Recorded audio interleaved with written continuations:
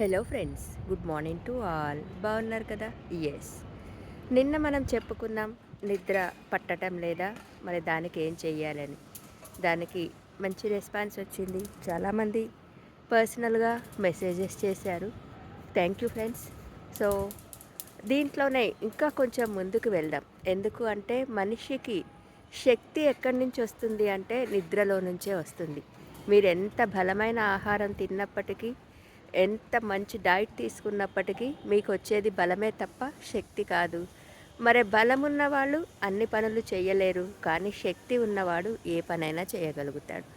మరి శక్తి రావాలి అంటే చక్కగా నిద్రపోవాలి.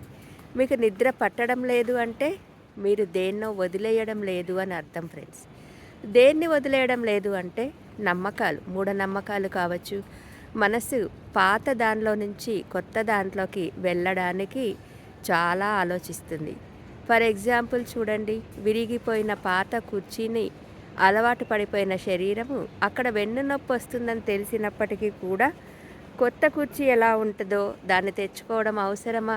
కొత్తదనానికి నాకు సెట్ అవుతుందో కాదో, ఇలా పరుపు విషయంలో, చైర్స్ విషయంలో, చాలా విషయాల్లో మనం పాత దాంట్లో నుంచి కొత్త దాంట్లోకి మారడానికి చాలాసార్లు ఆలోచిస్తూ ఉంటాం ఫ్రెండ్స్.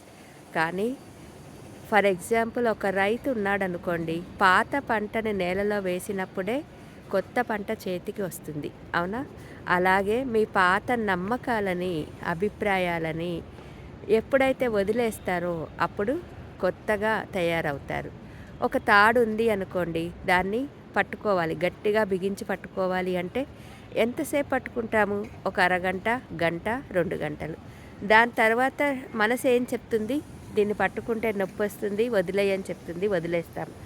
మరి అలాగే కొన్ని సంబంధాలు కూడా మనము పట్టుకోవాలి అనుకుంటున్నాము, కానీ అక్కడ వాళ్ళు వదిలేయాలి అనుకుంటున్నారు అనుకోండి. దాన్ని వదిలేయడమే కదా కావాలి. దాన్ని పట్టుకొని కూర్చున్నారు అనుకోండి, మనసు భారంగా ఉంటుంది తప్ప ఆ సంబంధాలని వదిలేయలేము. దాని నుంచి మనస్సుకి అశాంతి, నిద్ర కరువు అవుతుంది, అవునా? అలాంటి సంబంధాలు ఏవైనా ఉన్నాయా? లేదా ఎవరైనా మనల్ని అవమానించిన సంఘటనలు మీకు గుర్తొస్తున్నాయా? దీనికి జీసస్ చెప్తారు, క్షమించు, మర్చిపో. సో అలాంటి విషయాలు ఏమైనా మన జీవితంలో జరిగి ఉంటే దాన్ని మనం మార్చలేము ఫ్రెండ్స్. అనవసరంగానే అవమానించి ఉండొచ్చు, మాటలని ఉండొచ్చు, దాంట్లో మన తప్పేమీ లేకపోయి ఉండొచ్చు.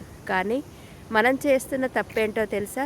దాన్ని వదిలేయకపోవడమే మనం చేస్తున్న తప్పు. వాళ్ళు ఒక్కసారి అని ఉంటారు, మనము ఎన్నో రోజుల నుంచి, నెలల నుంచి, సంవత్సరాల నుంచి దాన్ని మోస్తూ మోస్తూ మోస్తూ నిద్రకి, ధ్యానానికి దూరం అవుతూ ఉన్నాము.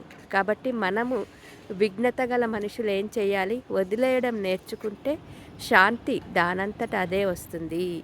సో అంతా పని అయిపోయిన తర్వాత ప్రశాంతంగా ఒక గదిలో కూర్చోండి, లైట్స్ ఆఫ్ చేయండి, ఆలోచించండి ఒక 10 నిమిషాలు. దేనికి నేను బాధపడుతున్నాను? ఎందుకు సఫర్ అవుతున్నాను? నా జీవితంలో నేను ఏం పోగొట్టుకుంటున్నాను అనేది ఒక్కసారి ఆలోచిస్తే, ఈ విషయాలలో ఏదైతే మీకుందో, ఎవరైనా మిమ్మల్ని బాధ పెట్టి ఉంటే వాళ్ళని క్షమించండి, వదిలేయండి. ఎవరినైనా మీరు బాధ పెట్టి ఉండొచ్చు, వాళ్ళని ఆహ్వానించండి, వాళ్ళకి క్షమాపణ కోరండి. అంటే ఇప్పుడు ఎక్కడో ఉంటారండి, వాళ్ళని ఎలా ఆహ్వానిస్తారు అనుకుంటున్నారా? మనము మనస్ఫూర్తిగా వాళ్ళని ఆత్మపరంగా క్షమాపణలు కోరచ్చు ఫ్రెండ్స్. ఓకే, నేను తప్పు చేశాను, నన్ను క్షమించు, నేను తప్పు చేశాను, నన్ను క్షమించు అని ఎప్పుడైతే మీరు మనసా వాచా కర్మన వాళ్ళని కోరుకొని, వాళ్ళని ఆహ్వానించి క్షమాపణ కోరుకుంటారో, 1-2 రోజుల్లో మీకు నిద్రలో వాళ్ళు కనిపించడం, వాళ్ళు మిమ్మల్ని క్షమించినట్లుగా అనిపించడం అర్థమవుతుంది. ఇదంతా కూడా సైంటిఫిక్గా ప్రూవ్ అయింది. సో ఎప్పుడైనా సరే మీకు నిద్ర రావట్లేదు అంటే ఇలాంటి వాటిలో ఎక్కడో చిక్కుకుపోయి ఉన్నారు అని అర్థం. దేనినైనా వదిలేస్తే శాంతి, పట్టుకుంటే అశాంతి. మరి వదిలేద్దామా, పట్టుకుందామా? అర్థం చేసుకోండి. దేని చెయ్యాలో ఆలోచించండి. మన జీవితం మన చేతుల్లోనే ఉంటుంది. మరి నిద్ర మన చేతిలో ఎందుకు లేదు అంటే మనమే దాన్ని అస్తవ్యస్తం చేసుకుంటున్నాం కాబట్టి.